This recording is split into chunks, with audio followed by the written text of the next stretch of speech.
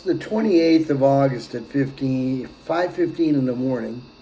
I'm Scott McLean. I haven't been around for a day, but that's okay.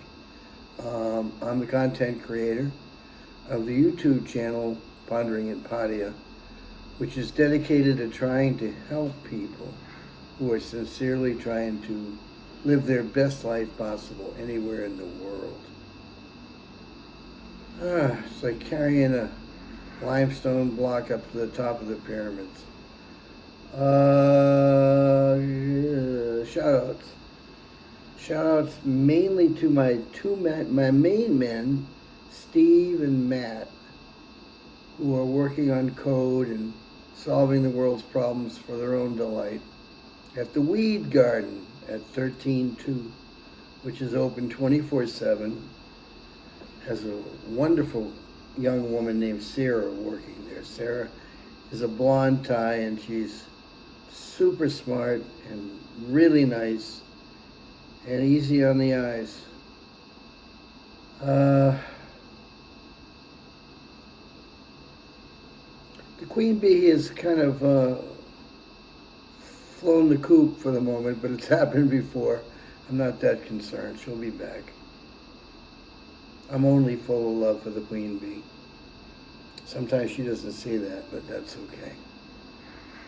I've been up, I don't know, since 4. I slept a long time.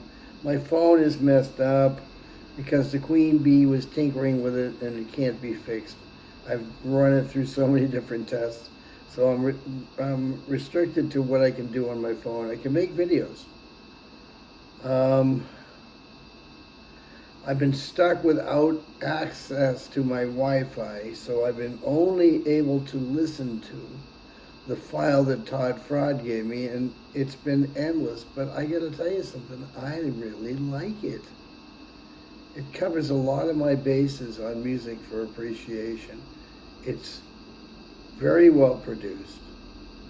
The lyrics are insightful and take a little while to get, but Todd's onto something. You should definitely go to Amazon.com and buy Todd Fraud.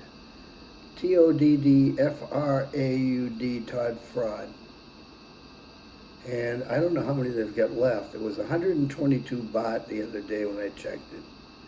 But it's a wise investment because it is an outstanding achievement. And talking about achievements, we can talk a little bit about my life in the music business right now.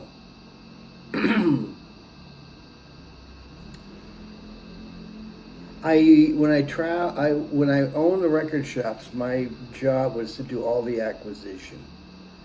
I did it by going to New York every 3 weeks, and I had an apartment on 100th and West End with Dazanne McLean, who was an editor of Rolling Stone at some point. Because the New York stores were reticent to do any traveling. They didn't own cars. So if they got an outside job that required to go and service the client, they were remiss.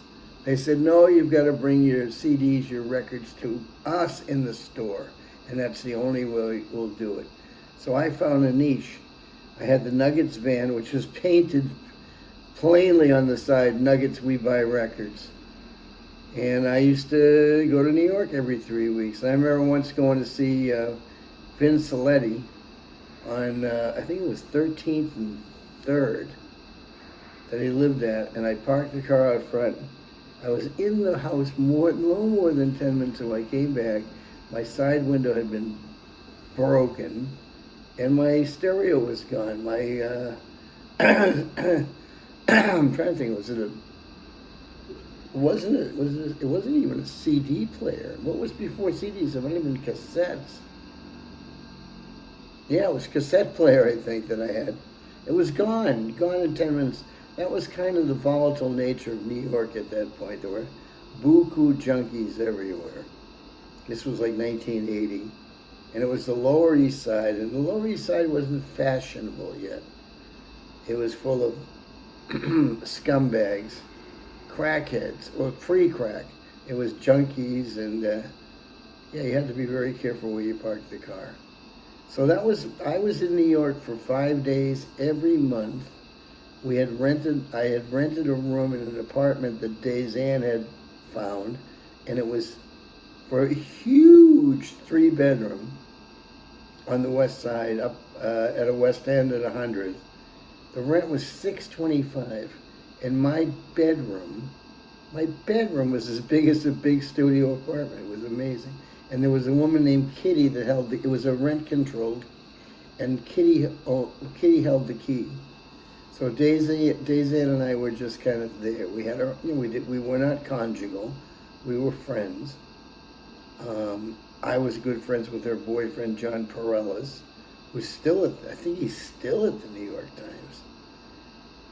45 years later, John's still writing puff pieces about music. Anyway, yeah, so that was my deal. I went to New York every 3 or 4 weeks for 5 days, and it took me 5 days to buy from all the people I was buying from. I used to go to the office at Spin, to the modules, the individual modules, with a two-wheeler and buy stuff. At that time, I knew Paul Nelson, and Paul was selling his record collection to transition it to first edition crime novels. And I bought his collection, and it was amazing. He had been the A&R guy at Mercury. He signed New York Dolls. He signed the Wizards of Kansas. But he had a record. He and Dylan were friends from Hibbing. And he and Dylan, when Dylan came out with Freewheelin', he gave Paul a copy, a white label copy with a timing strip, a mono copy of Freewheelin'. And that was one of the records Paul was selling. And I gave him a couple $100 for it, and he was happy. He was happy. That record now sells for over $30,000, if you can find one. It's one of the rarest records that's ever, and the most desirable rock records of all time. Yeah. And, that's the way things are in the music business. Okay, that's enough for today. Like, share, and subscribe to Pondering in Pattaya. Shout out to the Queen Bee. Queen Bee, I miss you, and I hope you come to your senses pretty soon. Because my door is open to you. But if you don't come back, say la fucking bee. That's the way it is in Pattaya, Thailand. It's it's mercurial and volatile, and I love it. Sawadee Kap. Sawadee Be My Kap. We're now past the half stage that New Year can be considered. And Chodi Kap. And all my love to you.